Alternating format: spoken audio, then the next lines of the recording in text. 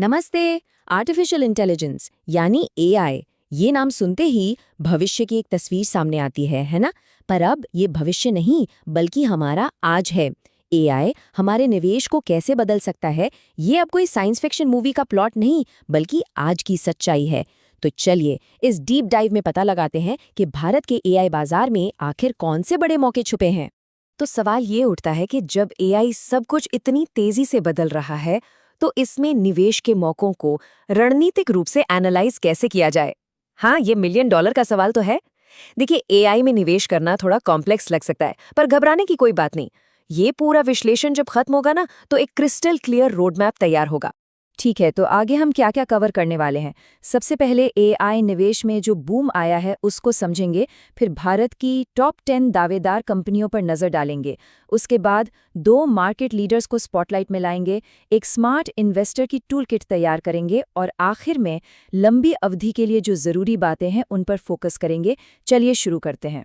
तो सबसे पहला सेक्शन, एआई इन्वेस्टमेंट बूम। सवाल ये है कि आखिर भारत का एआई बाजार आजकल इतना हॉट टॉपिक क्यों बना हुआ है। जवाब काफी सिंपल है, इसकी जबरदस्त अनुमानित ग्रोथ। ये समझ लीजिए कि ये सिर्फ एक अस्थायी ट्रेंड नहीं है, बल्कि एक बहुत बड़ा लंबी अवधि का निवेश का थीम बन चुका है। और देखिए, एआई अब सिर्फ आने वाले कल की बात नहीं है, ये पहले से ही हमारी अर्थव्यवस्था में गहरी जड़ें जमा चुका है। आईटी और कंसल्टिंग सेवाओं से लेकर प्रोडक्ट इंजीनियरिंग तक, ऑटोनमस यानी सेल्फ ड्राइविंग कारों से लेकर क्लाउड सर्विसेज तक, और हाँ, टेलीकॉम और फिनटेक प्लेटफॉर्म्स में भी मूल रूप से हर जगह एआई का प्रभाव दिख रहा है। और इसी वजह से इन टेक्नोलॉजीज की मांग, आप कह सकते हैं, आसमान छू रही है। यही वो सेक्टर्स हैं जो इस एआई क्रांति को लीड कर रहे हैं। चलिए अब आते हैं इस विश्लेषण के सबसे दिलचस्प हिस्से पर, भारत के टॉप 10 दावेदार। अब वक्त है उन कंपनियों से मिलने का जो भारत के एआई भविष्य को आकार दे रही हैं। ये वो नाम है जिन पर नजर रखना बहुत जरूरी है। तो तैयार है इन प्लेयर्स को जानने के लिए? चलिए देखते हैं। ठीक है, तो ये रही वो लिस्ट, हमारी टॉप 10 कंपनियां। जरा इस टेबल पर गौर कीजिए, एक ही झलक में काफी कुछ साफ हो जाता है। एक तरफ आपको टाटा एल्क्सी और परसिस्टेंट सिस्टम्स जैसी कंपनियां दिखेंगी जिनका रिटर्न ऑन इक्विटी यानी आरओई बहुत ही सॉलिड है। ये एक सेहतमंद बिजनेस की निशानी है, आसान भाषा में।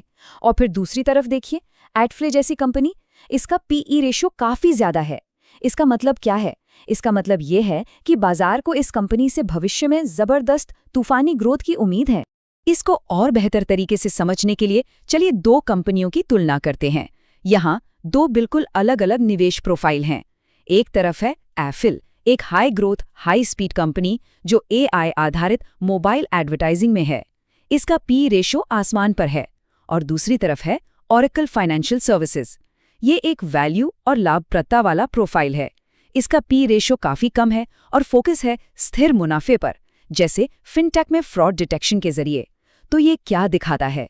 ये दिखाता है कि एआई स्पेस में हर तरह के निवेशक के लिए जगह है, चाहे वो हाई रिस्क हाई ग्रोथ पसंद करे या स्थिर वैल्यू।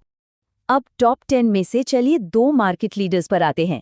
हम टाटा एल्सीज और परसिस्टेंट सिस्टम्स पर एक क्लोजअप लुक लेंगे। ये समझने की कोशिश करेंगे कि आखिर इनमें ऐसा क्या खास है जो इन्हें भीड़ से अलग करता है। तो सबसे पहले AI innovation leader Tata LC. ये कंपनी सच में एआई इनोवेशन का एक पावर हाउस है। सोचिए, ऑटोनॉमस सिस्टम्स यानी सेल्फ ड्राइविंग कार्स से लेकर एडवांस्ड हेल्थ केयर एआई तक, जो भी फ्यूचरिस्टिक चीजें हैं, ये कंपनी उस पर काम कर रही है। चलिए इसके फंडामेंटल्स पर एक नज़र डालते हैं। वैल्यूएशंस देखें तो पीई रेशियो 48 से 55 के बीच है, लेकिन जो चीज़ सबसे ज़्यादा अलग दिखती है वो है इसकी लाभप्रदता। आरओई लगभग 34 से 40%। और सबसे बड़ी बात, ये कंपनी बिल्कुल कर्जमुक्त है, जीरो डेट।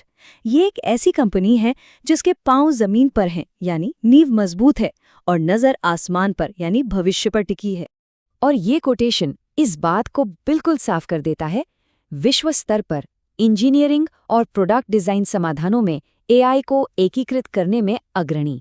विश्व स्तर पर ये सिर्फ एक भारतीय प्लेयर नहीं है, ये वैश्विक मंच पर मुकाबला कर रही है, और यही इनकी सबसे बड़ी ताकत है।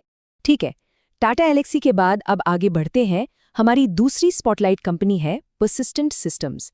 इनका फॉर्मूला क्या है? AI plus cloud transformation. ये कंपनी इन दोनों शक्तिशाली टेक्नोलॉजीज को मिलाकर एंटरप्राइज डिजिटल ट्रांसफॉर्मेशन में महारत हासिल कर चुकी है। इसके फंडामेंटल्स देखें तो वाओ, वैल्यूएशन थोड़ा हाई साइड पर है, पी रेशो 54 से 62 के बीच, लेकिन इसकी ग्रोथ देखिए, साल दर साल कमाई में 22 से 30% की बढ़ोतरी, ये कमाल का नंबर है। और टाटा एलेक्सी की तरह इनकी बैलेंस शीट भी एकदम साफ है, जीरो डेट। ये कॉम्बिनेशन हाई ग्रोथ और जीरो डेट इसे एक बहुत बहुत आकर्षक दावेदार बनाता है। तो इसकी सफलता का राज क्या है? ये कोटेशन बताता है, मजबूत वैश्विक ग्राहक आधार और उच्च आवर्ती राजस्व, यही चाबी है। इनके पास एक सॉलिड वैश्विक ग्राहक आधार है और इनकी आय आवर्ती है, मतलब इनके ग्राहक बार बार इनके पास आते हैं। इससे कंपनी को एक स्थिर और भरोसेमंद रेवेन्यू स्ट्रीम मिलता है और लंबी अवधि की स्थिरता के लिए ये एक शानदार संकेत है। तो अब तक हमने देखा कि कौन कौन से टॉप प्लेयर्स हैं, लेकिन अब सबसे जरूरी हिस्सा ये जानना कि इन कंपनियों को आखिर एनालाइज कैसे करें। इसके लिए चलिए अपनी स्मार्ट इन्वेस्टर की टूलकिट खोलते हैं और देखते हैं कि कौन से मैट्रिक्स सच में मायने रखते हैं। इस टूलकिट का सबसे पहला और सबसे आम टूल है पीई रेशियो, यानी प्राइस टू अर्निंग्स रेशियो। इसके बारे में सुना तो सबने होता है, पर इसका आखिर मतलब क्या है? बिल्कुल आसान भाषा में समझिए। ये बस ये बताता है कि बाजार किसी कंपनी के कमाए हुए हर 1 रुपए के बदले में उसे कितने रुपए देने को तैयार है। अगर पीई ज्यादा है तो इसका मतलब है कि बाजार को उस कंपनी से भविष्य में बहुत तेजी से ग्रोथ की उम्मीद है। और इस तुलना से ये कॉन्सेप्ट एकदम क्लियर हो जाएगा। एक तरफ है ओरेकल फाइनेंशियल सर्विसेज, जिसका पीई रेशियो 2831 के आसपास है। दूसरी तरफ है परसिस्टेंट सिस्टम्स, जिसका पीई 5462 तक है। देख रहे हैं फर्क? ओरेकल एक संभावित वैल्यू स्टॉक है, जबकि परसिस्टेंट सिस्टम्स का ज्यादा पीई इसकी हाई ग्रोथ की उम्मीदों को चीख कर बता रहा है। लेकिन टूलकिट में सिर्फ एक टूल नहीं होता है ना, तो पीई के अलावा और क्या जरूरी है? ध्यान दीजिए आरओई और आरओसीई पर। ये बताते हैं कि कंपनी अपने कैपिटल को कितनी कुशलता से इस्तेमाल करके मुनाफा बना रही है। फिर है डेट टू इक्विटी, सीधा सा नियम है, जितना कम उतना अच्छा, जीरो हो तो बेस्ट। प्रॉफिट ग्रोथ यानी पीएटी, ये लगातार होना चाहिए। और आखिर में आर&डी निवेश, अगर कोई कंपनी इनोवेशन पर खर्च नहीं कर रही तो भविष्य में पीछे रह जाएगी। तो अब हमारे पास टूलकिट भी है। चलिए अब सब कुछ समेटते हैं और बात करते हैं लंबी अवधि के मुख्य निष्कर्षों की। एआई निवेश के लिए एक रणनीतिक दृष्टिकोण क्या होना चाहिए? तो आखिर में क्या है वो 4 मूल मंत्र जो याद रखने हैं? नंबर 1, एआई के अंदर भी विविधता लाएं। स्थिर लार्ज कैप्स और हाई ग्रोथ मिड कैप्स का मिक्स बनाएं। नंबर 2, मूल्यांकन और विकास को संतुलित करें। सिर्फ रिटर्न के पीछे मत भागिए, पीई रेशियो और लाभप्रदता भी देखिए। नंबर 3, इनोवेशन पर ध्यान दें। उन्हीं कंपनियों को प्राथमिकता दें जिनका आर&डी रोड मैप क्लियर हो। और सबसे अहम नंबर 4, एक लंबी अवधि का नजरिया रखें।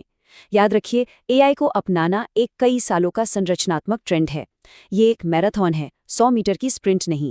और इस पूरे विश्लेषण को हम इस एक सवाल पे छोड़ते हैं, जैसे जैसे एआई विकसित हो रहा है, वो कौन से अगले इनोवेशंस होंगे जो मार्केट लीडर्स की अगली पीढ़ी को जन्म देंगे? इस सवाल का जवाब ही आने वाले कल के निवेश के मौकों को अनलॉक करेगा।